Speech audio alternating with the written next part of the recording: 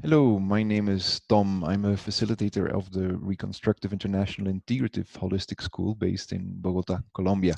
And today I would like to talk to you about rewiring your past, or put differently, how we can revisit events from the past in order to remove blockages that can liberate us, that can help us to act more openly, to be more purposefully in life today, and open that road to the future that we that realizes helps us realize our purpose. We will do this based on or inspired by the movie Rememory. It's quite an interesting movie from a few years ago, which has received lukewarm reviews.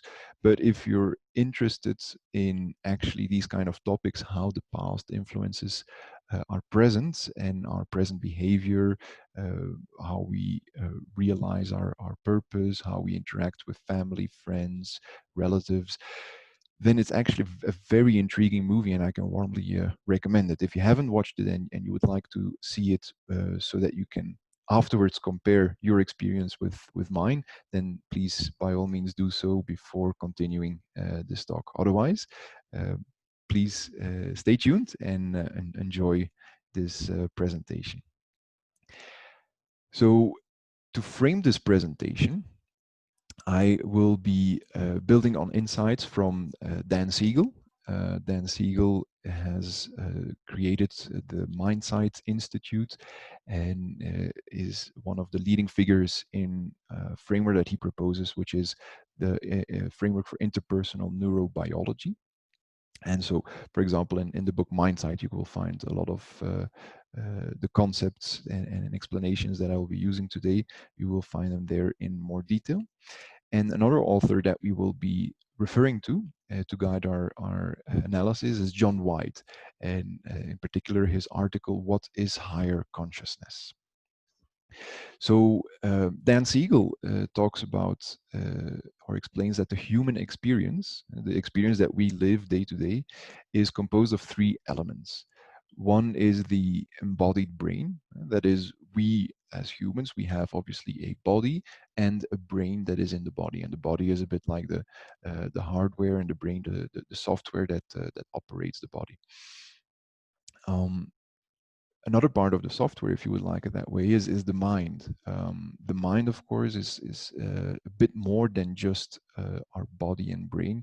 I think we have all had experiences in which we realized that we do not necessarily identify with our body, with just our brain. We feel that we are more than that, and so that is where the mind comes in. The mind is that.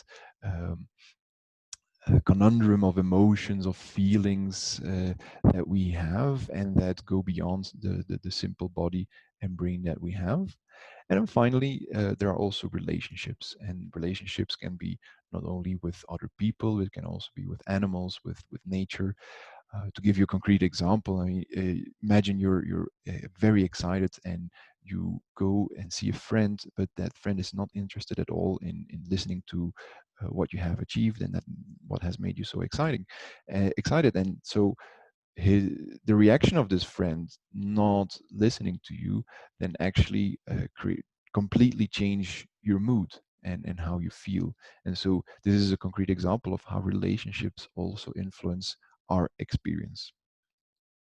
Now, from the perspective in interpersonal neurobiology, this is not as such a specific science. It's more a framework that seeks to bring different insights from sciences together. So this can be sociology, psychology, neuroscience, physics, chemics. And so what they posit is that okay, what is the mind? One of the questions that is at the center of their research is what is the mind, and they have come to the conclusion that mind is energy. More in particular, it's a flow of energy, and so they build here on physicists the notion of energy, where at its very basic state, time and space do not exist, right? Time and space do not exist, and energy finds itself in a sea of possibilities. Anything is possible. We are all composed of infinitely small particles, and these particles is energy turned into matter. And the fact that we're here in the body is, of course, a very specific case of energy uh, being in the world. And so, how do we come to being us? Well, the mind, in that sense, travels from this sea of possibilities and becomes more concrete, right? From a frame where time and space do not exist, it the energy travels over the what you could call a probability curve. So it reduces due to different circumstances. It reduces the probability of all these particles materializing in something concrete. And so in this case, a sperm and an egg cell met, and they ended up creating me. So this is me in my actual state, in a very well-defined time and space, right? So the mind is this movement from the sea of potential, the sea of possibilities, and because of everything that we go through, all the events that we witness, that we participate in, the people that we meet, all these events narrow down the probability of the energy that we are composed of, that we're made of, that we're built of it materializing in a specific state. And so it all ends up in the current state in which we live. John White calls this orthonoia, right? He, when talking then about the consciousness, the awareness of this state, he refers to our current state, me living in my body. I have a consciousness of myself, and it's individual consciousness. And this consciousness is shaped by obviously the family that in which I grew up, the society in which I grew up, the religion that we have practiced in both in our society and in our family, and of course also the educational system. So all these elements have made me, have shaped me, the person who I am today. And this contrasts with what John White calls the collective consciousness, or metanoia, right? So orthonoia comes from Greek. Nous is mind's consciousness, and orthos means right. So this is the my interpretation of what is the right perception, the right notion of my life and how I live my life. Whereas metanoia is that mind which is above, the consciousness which is above, which transcends the individual consciousness. So with this sort of framework that I will be using to analyze Rememory and Reconstructives, let's dive into what has actually happened in Rememory. So in Rememory, there's a neuroscientist who invents a machine that allows you to capture in your brain memories that you may no longer remember, or that you only remember partially. How does this happen? Well, our mind, our brain is composed of 100 billion neurons, and each neuron can make up to 10,000 connections with other neurons. And these connections are called synapses, and the synapses are a record of uh, something that has happened, a sensation that your body has perceived. And so every event is registered by our body, whether we are aware of it or not. But synaptic connections are made between neurons that capture all aspects, all sensations that we have perceived during any given moment in our life. And so basically what this invention does, it allows you to trace in your brain the different connections that were made during a certain event that you would like to recall. And it maps all these synaptic connections so that you can actually then see what really happened, right? So it's really focused exclusively actually on the brain as the source of memory, as the source of your experience that you had in the past. And what it seeks to do, it seeks to extract from this brain um, all elements that can help you either to refresh pleasant memories from the past or to correct, to adjust bad memories. Because of course, if you can go back and recreate those memories, this is one of the hypotheses of this scientist. He says people who have traumas from the past, a lot of these traumas are actually very segmented interpretations of what happened. So if only they would have access to what really happened, they would be able to overcome their trauma. They would see that it wasn't so bad after all, or that their memory from the event is not an accurate representation of the event. And so when they have that accurate representation of the event, they will actually be able to overcome their trauma and leave it in the past so that they can be lighter, happier, more purposeful human beings in their actual state.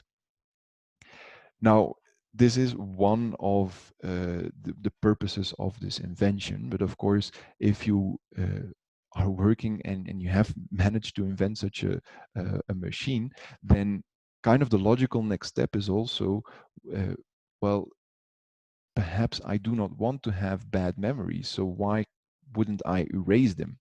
And this is what happens to the scientist who lost his daughter in a car accident. And he they had, their family was such a loving family. There was such a marvelous daughter, and he actually has a very difficult time to cope with this loss. And so in a way, this is what has spurred him to create this machine that allows you to capture memories from the past, because he didn't want to lose the memory of his daughter. But by capturing those memories of his daughter, and of their family, how they were living this wonderful life together, he actually found himself watching over and over these memories, and he came to the conclusion, I cannot live with these memories. It's too painful to relive them, knowing that my daughter is no longer here, that our family as it existed is no longer here. And so what he then does is he adds a function to the machine, which allows you to erase memories from the past. Now, because this machine focuses exclusively on the brain, what you will obviously then do is unconnect neurons that were connected.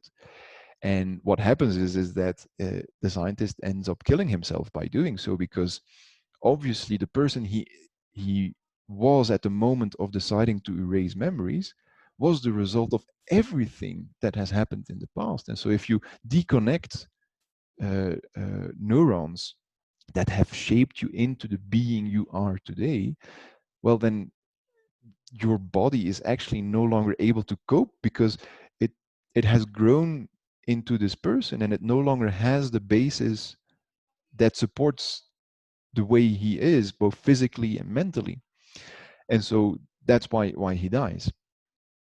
So here we see, even though the idea as such is quite appealing to some, right? We can relive wonderful moments from the past, or we can correct how we remember moments, especially when they haunt us, when they prevent us from moving forward.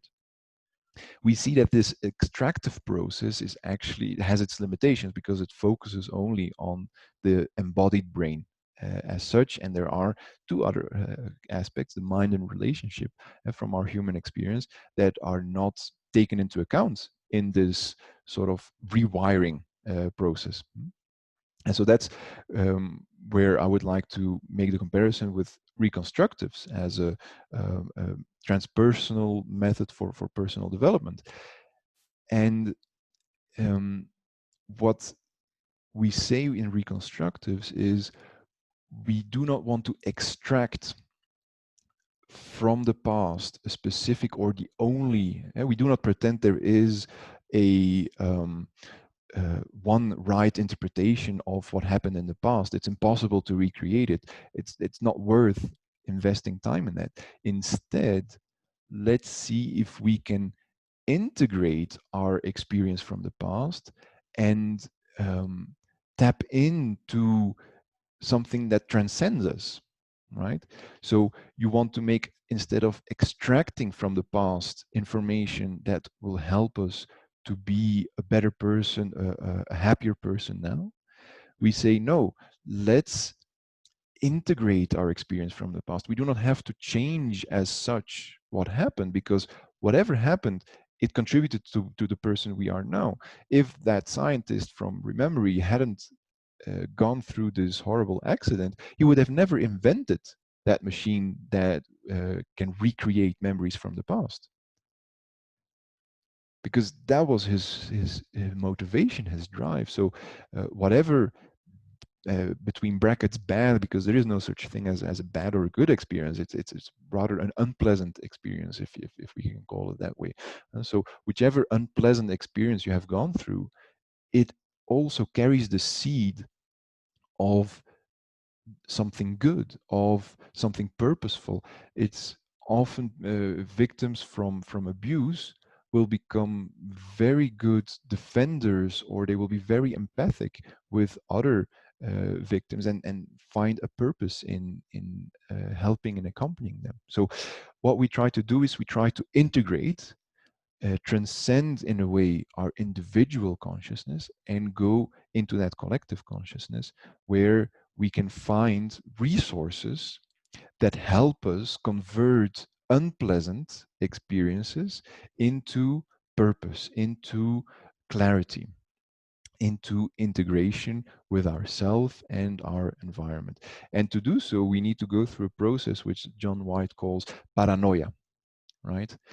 Paranoia, it's the mind that is parallel. It's not individual, it's not collective, it's somewhere, it's pure mind in a way, right?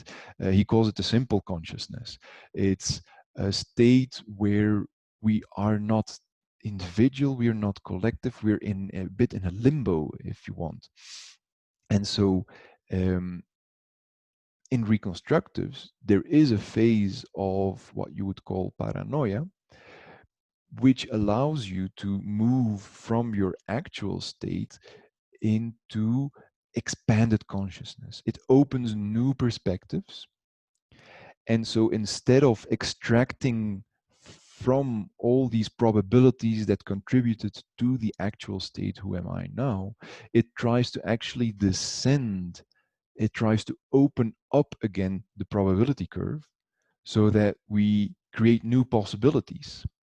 If we see things in a new light, if we understand that negative experiences or unpleasant experiences from the past are not necessarily a limitation, a burden to live my life today, but that they carry the seed of something wonderful, of in there we can find strength to become the people we want to be, to realize the purpose that we're intended to do, that we were meant to contribute with to the world, then we need to expand our consciousness. We need to change how we look at the past, and in so doing, we combine not only the brain, but we also tap into the mind and relationships, because these perspectives are, of course, also referring to how we look at the people who were involved in past traumatic experiences, or past experiences. They don't have to be traumatic. Just how we grew up uh, is a very important experience. As I explained earlier, it contributes. It has shaped how we look at our life today. So we create a new vision on life, right? By understanding that there were actually a lot more probabilities of energy materializing, And so we do not necessarily become attached to a single understanding of reality. And we understand that a lot of realities are possible. And so this helps us to understand that our vision is not necessarily the right one. And so it reduces, in a way, a lot of stress on how we live our life, because there are a lots of possibilities, and it is up to us to seek to take advantage of these possibilities. So in a way, and I really like this quote. It really symbolizes the process that you go through. It's when you realize your own self, the ortonoia, me as an individual. When you realize it as self with a capital S, and that refers, of course, to the metanoia, right? We are part of something bigger. We are not separated. It is an illusion to think that we are separated, right? You become selfless. You, in a way, you stop holding on, clinging on this notion of me as an individual as the only uh, reality that exists, and you become part, literally, of something bigger. And from that part, from yourself becoming part of something bigger, a whole range of new possibilities open up, and you become a lot more relaxed about being who you are, and you gain a lot of energy, because being part of this collective, it means also you can tap into that collective energy. So you can get a lot more energy to to leave your blockages behind, and to um, be who you want to be, to realize your purpose in life. So this, in summary, the comparison I wanted to make. There's, of course, a lot more about reconstructives. So if it caught your attention, if it triggered something in you, do not hesitate to reach out. Go to our website, and you will find there a documentary about reconstructives, and also a list of all facilitators worldwide who can accompany you in this magical journey inside and forward.